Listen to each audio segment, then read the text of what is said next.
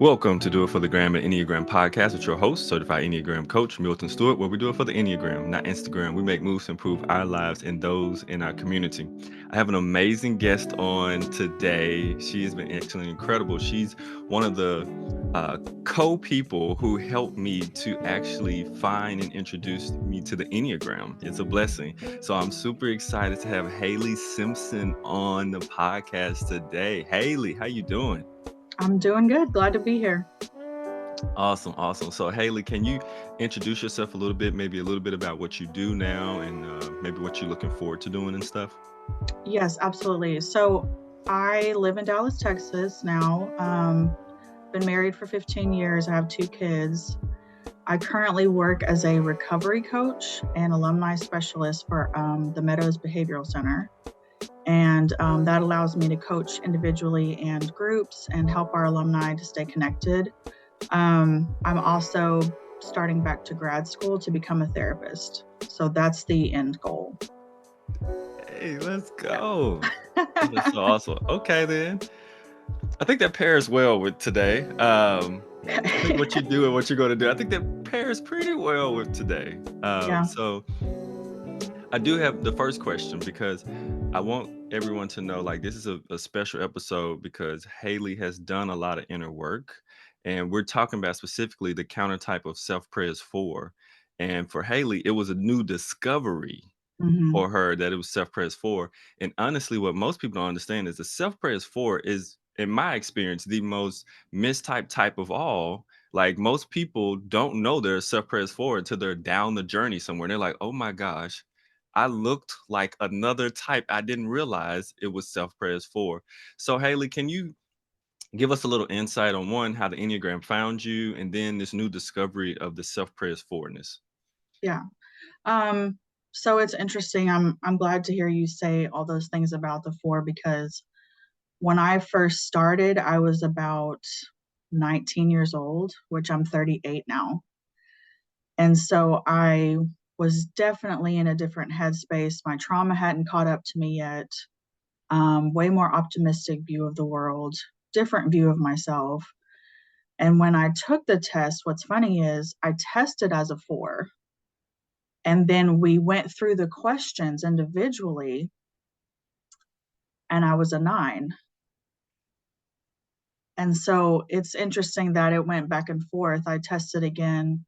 I tested myself again later, maybe about 5, 6 years later, and I was also a 9, scoring more on the 9 than the 4 by like a couple of points. So I've been like, okay, well, that's just it. But as time went on, I sort of felt disconnected from the Enneagram. And so as I was doing all my trauma work, I focused highly on that and figuring out who I am and working through all the baggage. Um, the Enneagram took a side note because I wasn't connecting with it anymore. I wasn't connecting with the words for the 9. And I was like, well, this is weird, but it's just not appealing to me. I'm not getting anything from it. And so that's kind of been my journey up till now. Yeah.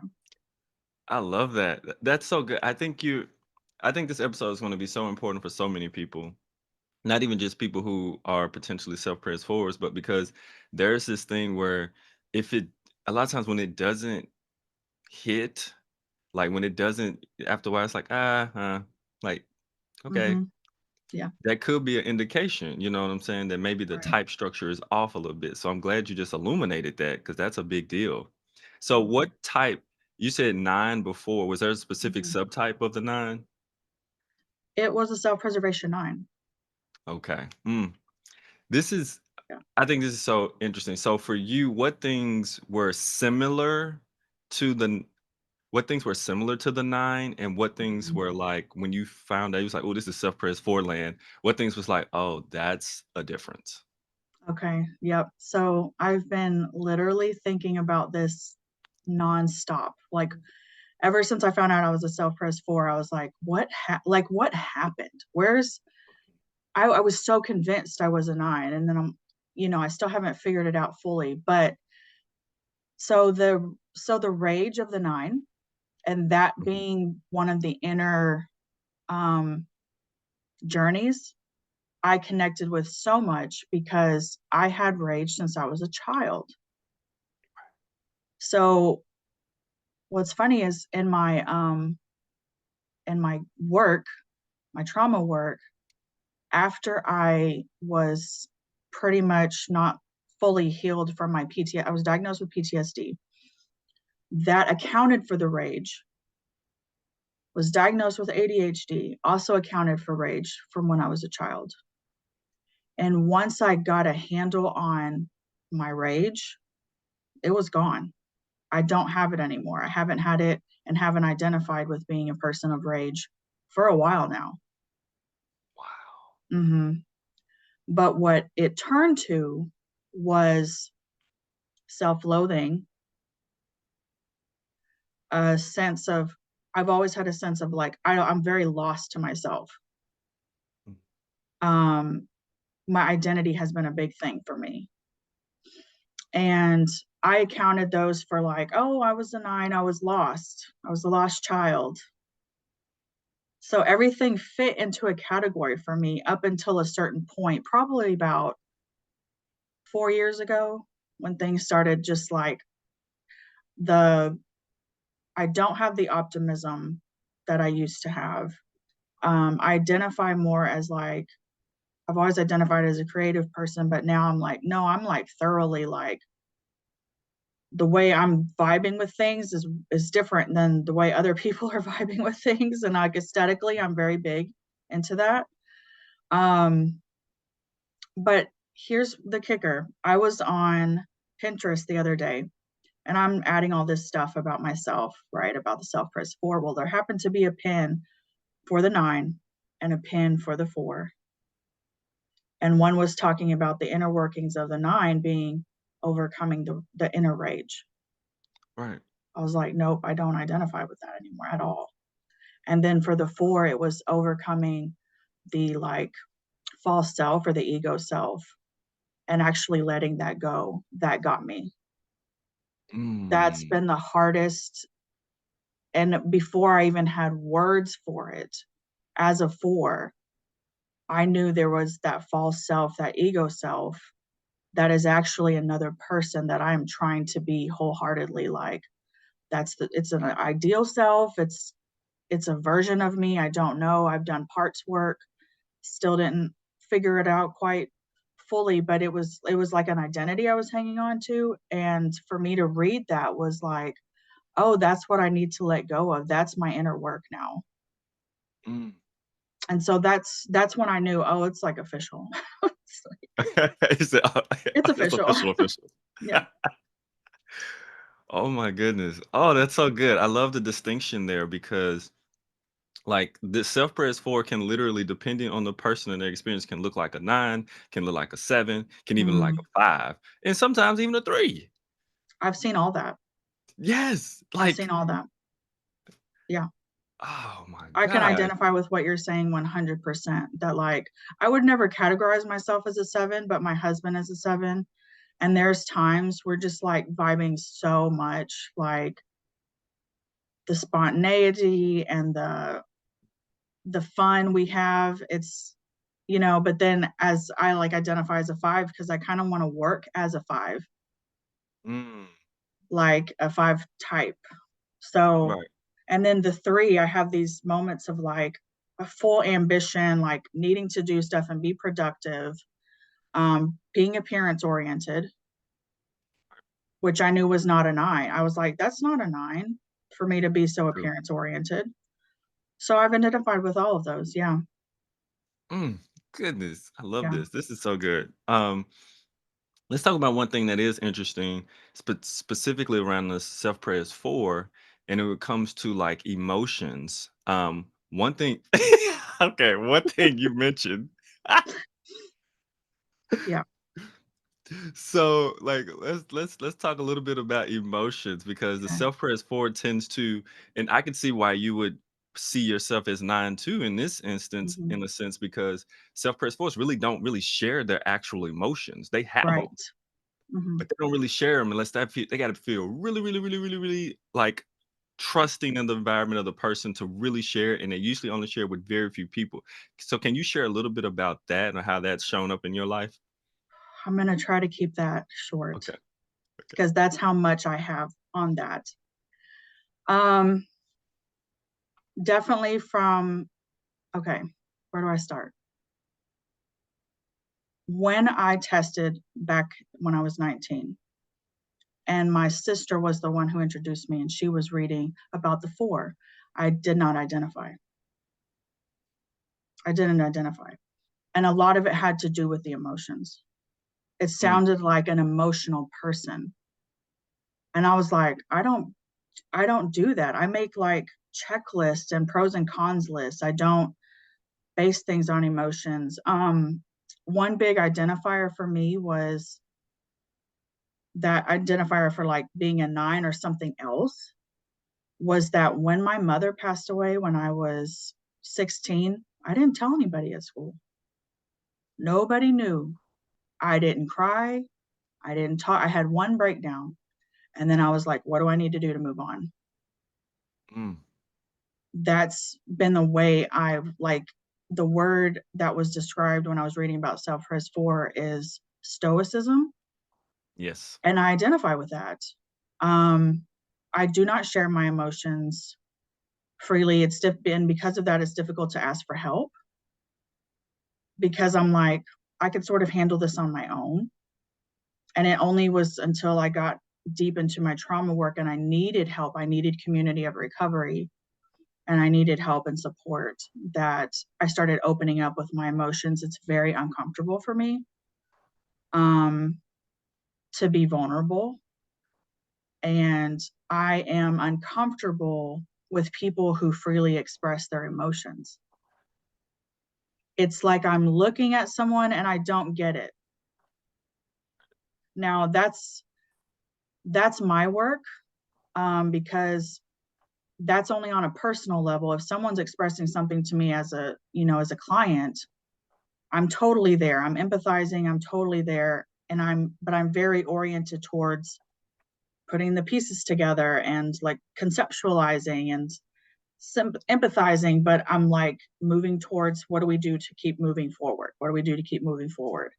So that's something that's going to have to be like work that I do. But yeah, like when I meet other fours, I don't feel like I identify with them at all. I don't feel I'm not in touch with my creative side. I'm trying to be more, but I don't identify with like the self-expression and the it feels so strong to me and I'm very like not expressing myself strongly. So the emotions have on the emotion side have become I guess overwhelming to me since doing my trauma work. And like I said, that's forced me to talk about it, but it's forced me to look at myself and really be like, you have a lot of feelings about things that you're not expressing. And being with a seven husband, he's the one that actually was like, you're pretty emotional, Haley. And he didn't mean it in a negative way. He meant it like you're really emotional about stuff. It's just that you only express it to me. And I was like, interesting. So that was part of the insight as well. Mm. And I'll stop there because I'm telling you, there's This is so good. much on that with the emotions. This is so good because you just shared a whole bunch, which is a big difference.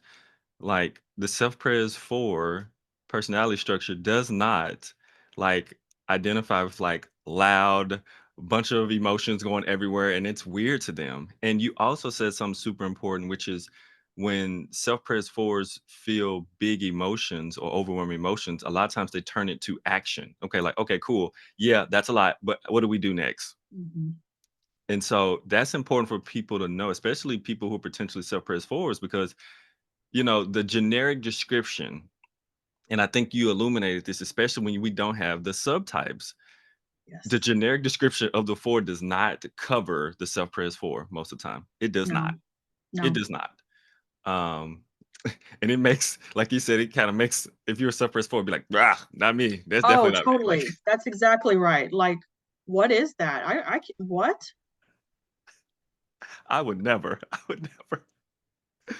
Oh man, it's been like I've had to a lot of acceptance. When my Mm, husband first said, "I think you're a 4," when he got his certification and he came home and he was like, "I think you're a 4. We need to explore that." I was like, "I'm not ready." I've identified as a 9 for over 15 years. I felt embarrassment. I felt disoriented, and I definitely was turned off by the notion of a 4.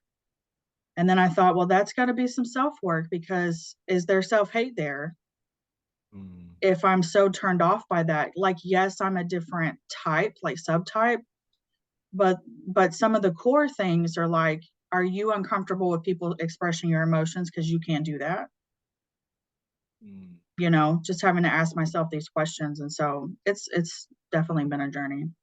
Yeah. And so thank you for being brave and coming on. Like, it takes a lot of bravery, and I don't know if people realize it in this space when, like, you've been doing the work, no doubt, and then you find out years later, you're like, oh shoot, Yeah. I am a different number, and some of my inner work is going to have to pivot because now it aligns with something else, and that takes bravery. Like, I know a few people who've done it who are like pretty out there kind of teachers, and my hat's off to them. So my hat's off to you to come on to the podcast to be able to do that, because it's not easy. Thank you. It's not easy. It's like me Yeah. showing up and saying, "Hey, audience, by the way, thought I was a 7, found out I'm a 2." I Like, it's like, oh, know. It's so oh. shocking. Yeah, Yeah. yeah. Thank you, though. Yes, no, no. I really appreciate, and I want to honor that, for real. Um, Another thing I want to ask you about, because this is another thing around the self pres 4, and you kind of mentioned it before, but there's this thing where self pres 4s can tolerate and handle pain at a Mhm. high threshold, and a part of them is a little bit proud that they can do it more than Yeah. other people. Can you speak to that? Um, I can speak to kind of emotional pain. Hmm. There's, hmm, trying to find words for it. There's it's like a mental endurance. So I've never really looked at this aspect, but this is the first thing coming to my mind. My mental health is pretty severe. Um, been through a lot of trauma work, a lot of medications, lots of treatment, different type of treatments. And there have been people who are like, wait, you went through all that? And I was like, yes, but I dealt with 5 years of suicidal ideation, major depression, and I didn't commit. Right. And so even my psychiatrist is like, you have a strong level to you, like a strength. And I met with Mark Wallen, and he said, you have a strong inner sense of strength and hope. Mm, And so I I'm trying to like believe it. It kind of just feels like who I am. But when I look at like, I also expect other people to be like that too. That's a that's a mm, danger. And other people are not, which is fine. And other people are strong in their own way. But I expect people to kind of like, you have to get up and you have to push through it. An example of that is, I was about maybe 11 years old, and my mother fell in the parking lot of a store. She started crying and was sitting there. She wouldn't get up. mm, And I started sounding like a drill sergeant to her. Like, you need to get up right now. This is not the time to do this. There was just like we don't mm, do that, right? Like, you better get up and get going. Like, we're not going to sit here and pout.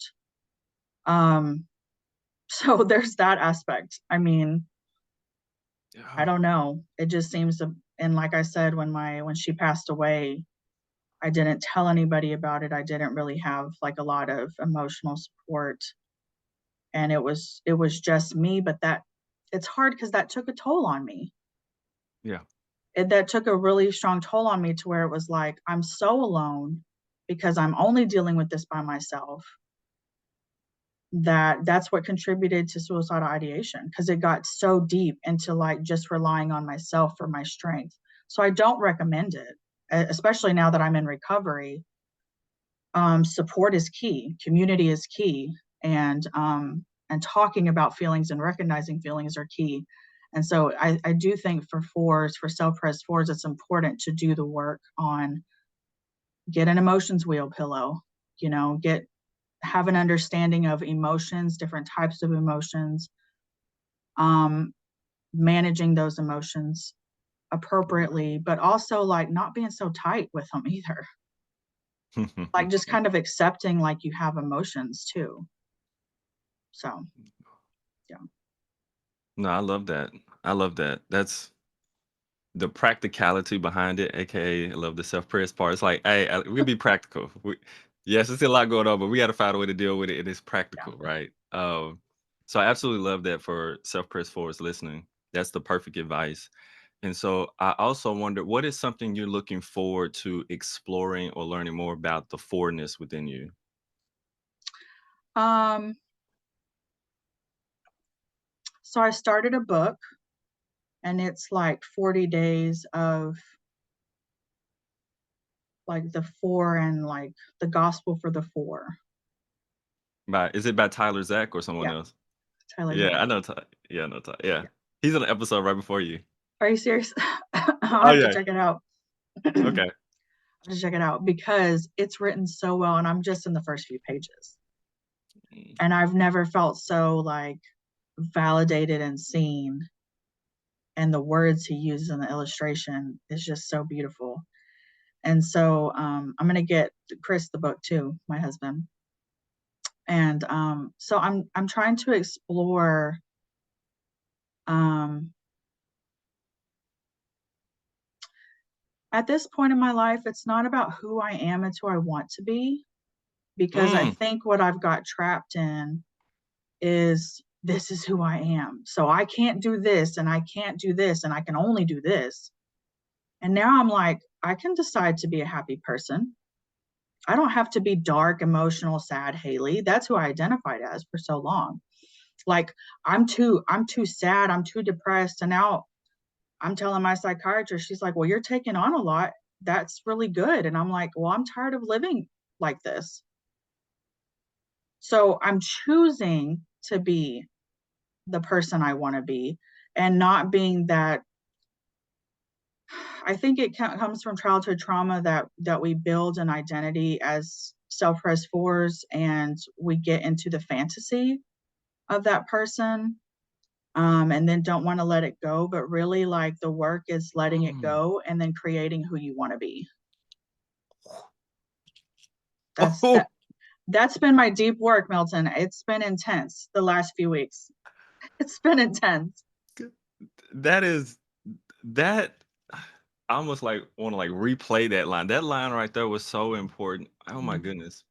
I think you described something that set a light bulb off in my head because I think that is exactly how the self pres 4 gets blends and looks like so many other types because right.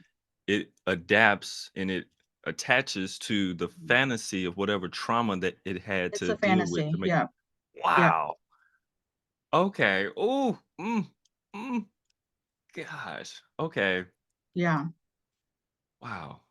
And Um, yeah, I recently with the work of my therapist, she didn't know Enneagram, but she's just a sweet, compassionate person and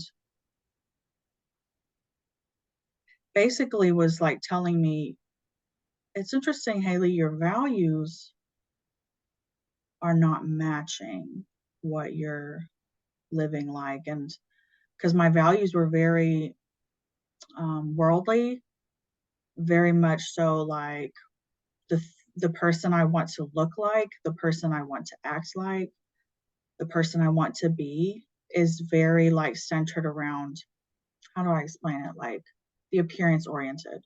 It needs to look this way. It's very shallow.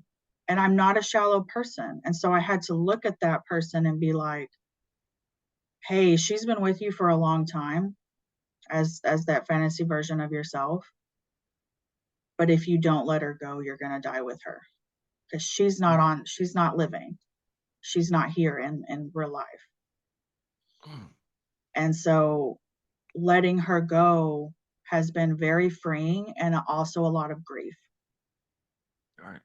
because I didn't know how to function without her. She was kind of like a motivator for me to get through school and through all these things. And you can do, I think part work um, helps with this.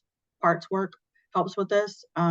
But also coming to see like identifying who she is or who they are, and then who you want to be and the best version of yourself. That is the work. That is the work. I totally agree. I love how you keep coming back to who you want to be. Yeah. And I mean, that's one of the things. I have this list called what I really want out of life. Yes. And one of the things is one of the phrases on there is I want to know who I am, I want to know who I'm becoming, and I want to know who I want to be. Like, Yes. Exactly. and so I love that you're saying that because the inner work is allowing you to be liberated and to be free. Yeah. And that is so important. So Yeah. ah, I love that so much for you. How has, like we talked about at the beginning, your work, and you're doing a recovery coach, correct? Yeah. Okay. How has your personality now, like, really allowed you to be good in the work that you do now? Um, I would say empathy and compassion. Um, I very much so respect people and respect where they've been and where they're trying to go. And my personality allows me that practicality and allows me that sensibility about emotions. Because what's funny is I haven't experienced everything, obviously, as a person, to be able to understand different things people have gone through that I've not gone through, but I can understand where they're coming from. And I think I read something or listened to a podcast that was talking about that, that just the self-pres fours often do end up becoming therapists. And so I'm able to like help people put together like I'm taking the pieces of what they're saying and I literally can put it in a spreadsheet and be like, this is what you have to do to move forward. I don't because I hate Excel, but Right. I do write it down. I do write it down. And I'm like, this is what you need to do this week to move forward. And this is what we're holding you accountable for and things like that. So There's such a power in that. Like like what you're talking about is such a power in that because this is that part of the biggest gifts of self-prayers fours is the fact that you understand the depths of emotional pain, whether you share it or not. mhm, You understand it, right? So holding a space for someone else's emotional pain, it's like, okay, I got you. I trust me. I I get it. At the same time, the self-presness is like, yes, we do need to process and face this and get it out. At the same time, we have to come up with a plan on how to move forward because we cannot stay stuck. right. And so that is such a gift. Oh my gosh. It's Thank you. interesting how you meander there and then you're like, Yeah. oh, I Right. am. Right.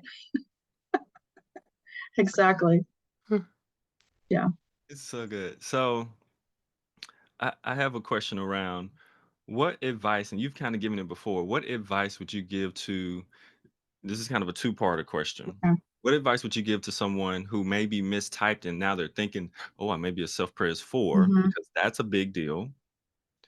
And then that's one question. And then the next question is, on top of that advice, what are some practical things that you would say, here are some areas to explore so that you can Mhm. do some of that inner work you need to do? Okay. Um, the first thing I would say is it's okay, because there might be some shame around, why don't I know who I am? Why does everybody seem to have their type figured out so easily? And then, like in my story, I mistyped for so long. There was some shame. And so I would tell another self-pres 4, if they are experiencing that, there's nothing wrong with you, and it's okay, and you're going to figure this out, because that's really your gifts, are to figure this out. The practical thing I would do for me, from what I'm understanding, 4 turns to 1, and when they're healthy. So utilize that. I got I was always structured in my routine, but now I've changed my structure to accommodate taking care of my emotions. Mm, And that has to do with, I call them non-negotiables to self-care. It's like, oh, am I going to journal today? I feel like journaling. No, you need to journal every day. And I use bullet point journaling because it's easy for me to, yes, me I too. bullet point journal. I bullet point prayer when I need to, and it helps me to stay focused, but also express myself. Um, and if I don't want to get carried in emotions, it just allows you to express yourself pretty simply. And so there's non-negotiables like, movement. I don't like being stagnant physically or emotionally. So I have a walking pad under my desk that I use. So I would recommend, because I can't just keep everything conceptual and like in my head. It has to be like, in your body, you need expression as well, whether that's yoga or doing some Zumba or whatever, like you need some expression in your body. Because from what I understand, the stagnant piece could be a freeze response to your trauma as well. And so for I just think for self-pres 4s, they need to like get moving. Um, what else? For also for emotions, I listen to music when I work, like the lo-fi music or something like that. Yeah. Um, because I also think it keeps me from just being like in the quiet, pushing through, pushing through, pushing through. It allows for some like, oh, let's be attuned to let's feel some emotion. Let's be attuned to something right now. Um, but those are just some little practical things um, that I would recommend. Like, and that's for like just your day to day stuff. Yeah. But don't What forget is, to connect emotionally to like your close friends. That's also a non-negotiable that I reach out to people each week. It's part of my recovery. If I'm not asking for help, I'm checking in on somebody, because I also think that service is a good recovery tool as well for same recovery tool for 4. um, it's good. I like it. it's a recovery tool for 4. If you're recovering, I make a list of what I want every day. I Mhm. do like a needs, a wants, and my goals every day. But like making sure you check in with other people as well on your emotions. So far, that's what I would recommend. That's so good. Oh my goodness. That's Thank so you. good. So for people listening, like Haley just dropped multiple gems for you to pick up. If you just pick up one, it's going to be helpful, like seriously. And I love the non-negotiables, the ability to work on being like consistent with the things that are super important internally. Yeah. It goes such a long way. Yes, it Oh does. my goodness. So I'm glad you said that. Oh my goodness. So I am so thankful that you came on and shared the way you have, because you didn't let shame overcome you or defeat you. Yeah. All right. You Yeah. didn't. And the way you just expressed everything was so eloquent and beautiful for people to listen to, and it's real and it's straightforward, and it's like this is this is what it is at this point. Yeah. And I think you really illuminate what inner work looks like, even on a journey where like maybe like we find out our type is different after a couple of years of doing work. It's like, but you've done so much work, you were able to sustain the ability to say, okay, gotta make some pivots. Gotta deal with some other Big stuff I pivot. don't wanna deal with. Well, Um, it makes sense. So I think you just really I think it was really beautiful how you illuminated for people, because people thank you. need to hear that.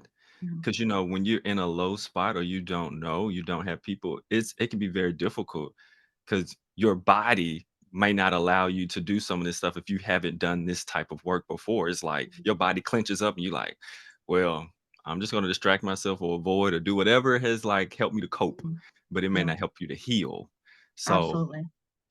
I'm I don't know, I'm over the moon thankful that you came on. I just wanted to share that Thank because you. people don't know. Like, gosh, this is great. This is so great. I need to make it down to Dallas because we gotta talk more about You I am do. fascinated. I am fascinated, and I think what's really cool is that because of your own inner work that you're doing and the new pivots, all these new gifts are gonna show up for you as well along the journey, and it's gonna be wild. You're gonna be like, "Oh my Yeah, gosh, like, I'm actually good at this. I'm picking up easy." It's right. I love it. Yeah. So I'm fascinated in hearing how it goes for sure. Any other thing that you would want to leave people who are listening with anywhere that they, if you want them to find you or find what you do or your anything like that, just before we wrap up. Um, well, you could find me on I'm not on Facebook a lot, but I've cut down on social media quite a bit. So I like just Smart deleted my move. Instagram. Yeah, I'm like over it. Um, so Facebook Messenger would be great. I would love talking about this with other self-pres fours. One thing I want to say to other self-pres fours, if you're functioning really well right now, but you're hurting on the inside, I see you.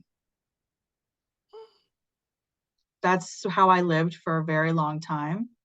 And I'm actually not living so much like that anymore, where it's very integrated and I'm very hopeful and I'm more attuned to myself and more accepting of myself. And you can get there too. So Woo! Mm, that's something I feel very strongly about that I lived with for a very long time, that people couldn't see my pain. I was hiding it very well. People yeah. told me I was hiding it very well, didn't understand why I was going to treatment because I was functioning so well. But on the inside, I was in turmoil. Mm. So I want to say that to self-res fours. Like, I get it and you can get through that. Wow. So thank you, Haley. That was dope. That was dope. I'll be thinking about different people who be listening. I'd be like, "No, don't cuss right now, because Right. this was fire. This was straight fire. Because it was good." I was just like, "Ah, nah, no, no, go." But this was fire. This was straight fire, like for real. Yeah. So once again, thank you. We'll put the information Haley put in there in the show notes if you want to reach out and connect with Haley. Once again, like I said, thank you, Haley. Absolutely incredible inner work. People don't understand, like you coming on the podcast at this moment in understanding your self-pres forwardness now is inner work. Yeah. Um, Absolutely. and it also is giving a gift to the world at the exact same time, which is so awesome. It's so cool. So for anybody listening, remember, if you're feeling like your ego is going to take over and a lot of things are going on, take a deep breath, make a better choice for yourself, do it for the gram, the Enneagram, of course, not Instagram. And we'll see you on the next episode. Thank you so much. Have a wonderful day. We'll see you on the next episode. Bye.